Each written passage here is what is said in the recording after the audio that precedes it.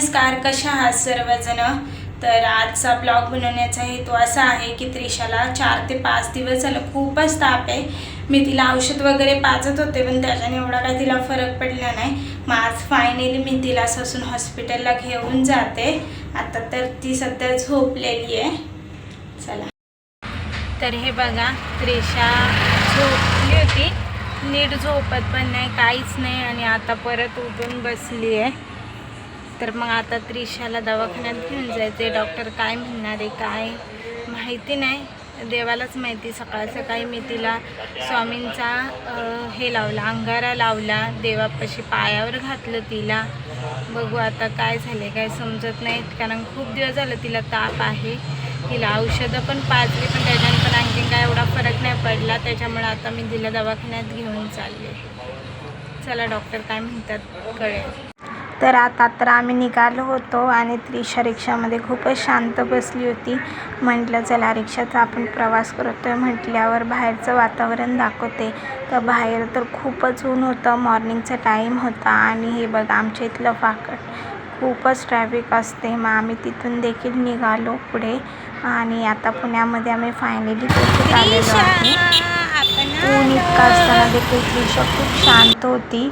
मग आम्ही आता पुढे निघालो होतो। हे बघा, इथे भाजीपाला वगैरे विकायला बसतात, आणि हे बघा हे आहे आपलं फायनली पुण्यातील मोठं ससून हॉस्पिटल रुग्णालय। भरपूर लोकांना इथे ॲडमिट केलं जातं आणि भरपूर लोक बरे देखील होऊन जातात, काय लोक बरे होत नाहीत। आणि इथे बघा मी आल्यावर काही लोकांचे भांडण वगैरे चालले होते, आणि आता नवीन केस पेपरचं हे बनवले आहे। इथं पहिला नव्हतं, दुसरीकडे होते, तर आता चेंज झाले, कारण त्रिशाचा जन्म झाला तशी त्रिशा इथेच येत। आता त्रिशाला चेकअप वगैरे करून घेणार होते, आणि फायनली चेकअप वगैरे झालं होतं।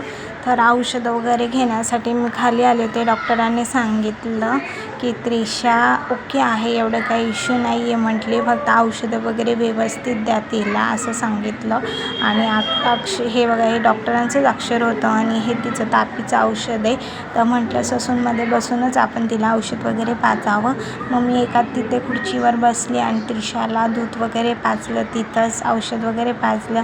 हे बघा किती शांत झाली आता, नाही तर खूप किरकिर वगैरे करत होते। तर आता तिला बाहेर आणले, त्याच्यामुळे शांत आहे, कशी बघते, किती गोड वाटते ना। तर आता म्हटलं थोड्या वेळ तिथं बसल्यावर म्हटलं आता आपण तिथून निघलं पाहिजे। मग आता मी ससूनमधून निघाले होते। तर आता बघा दुपारची वेळ आहे, त्याच्यामुळे लोक देखील एवढे काय बाहेर पडत नाहीत, आणि मी काय बडबड करते मला नाही माहिती, पण मी एवढं सांगू शकते की माझी तिथली थेरपी वगैरे थेरपीच म्हणते सॉरी, तिचं चेकअप वगैरे झाल्यानंतर आता मी निघाले होते त्रिशाला घेऊन तिथून।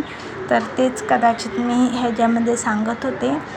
आणि घरी जात असताना हे सगळे स्टॉल तिथे लावलेले असतात, कारण ससूनमध्ये भरपूर लोक असतात की ज्यांना कपडे वगैरे घ्यायचे वगैरे असतात। मग ते लोक इथूनच खरेदी वगैरे करून पेशंटसाठी घेऊन जातात। तर मी चालत आता बस स्टॉपला वगैरे पोचले होते। तुम्ही बघू शकता इथे सगळे पोस्टर लावले होते की कुठली बस किती वाजता आहे काय, आणि त्याच्यानंतर मला फायनली हडपसरची बस भेटली होती, आणि त्रिशा देखील एका साईडला ओरडत होती।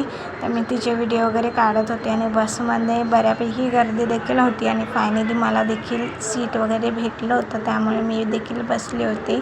आणि आमची त्रिशा फक्त ओरडत होते, कारण तिला खूप गरम होत होतं, तिला ऊन सहन होत नाही। बाहेर आल्यानंतर तिला खूप जपावी लागते, कारण शेवटी लहान आहे ना, लहान मुलांना ऊन वगैरे गरम सहन होत नाही, आणि ती घरात असली फक्त फॅनमध्येच असते, त्याच्यामुळे ती किरकिर करत होती। बसमधून उतरल्यावर मी पुढे रिक्षा वगैरे धरली, कारण मला आता घरी जायचं होतं म्हटलं। तर आता फायनली मी घरी जाणार आहे। बाय बाय, भेटूया नेक्स्ट ब्लॉगमध्ये।